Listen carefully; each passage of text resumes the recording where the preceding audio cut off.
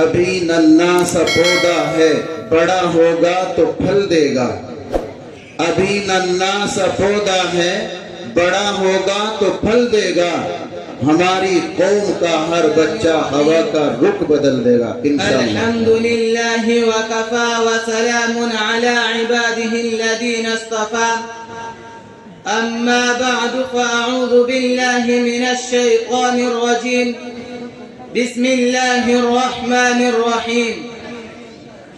لو أنزلنا هذا القرآن على جبل لرأيته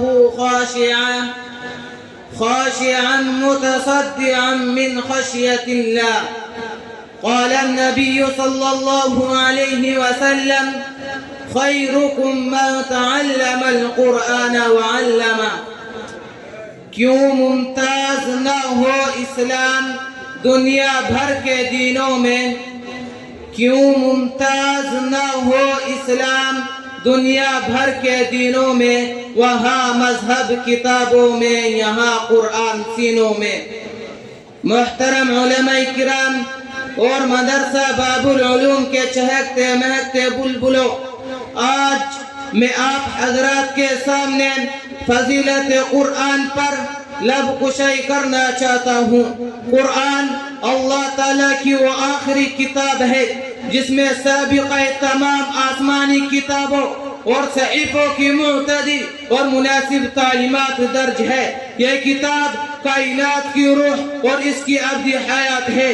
اللہ تعالیٰ نے اس کتاب کو سب سے اعلیٰ و عرفہ قرار دیا، فرمایا: ذالک الکتاب لا ریب فیہ، یہ وہ کتاب ہے جس میں کسی قسم کی شک و شبہ کی گنجائش نہیں ہے۔ سامعین گرامی قدر، میں نے قرآن سے پوچھا بتا تیرا نام کیا ہے؟ قرآن نے جواب دیا قرآن مجید، میرا نام قرآن مجید ہے۔ میں نے قرآن سے پوچھا بتا تیری زبان کیا ہے؟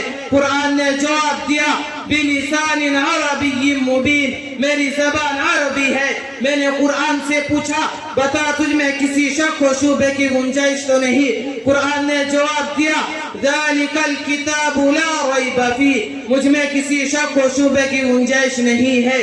میں نے قرآن سے پوچھا بتا تو کہاں رہا؟ قرآن نے جواب دیا فی لوح محفوظ، میرا مسکن لوح محفوظ تھا۔ میں نے قرآن سے پوچھا بتا تجھے کون لایا؟ قرآن نے جواب دیا نزل بہ الروح الامین، مجھے روح الامین لے کر آیا ہے۔ میں نے قرآن سے پوچھا بتا تو کس پر آیا؟ قرآن نے جواب دیا نزل علی محمد، میں محمد پر آیا۔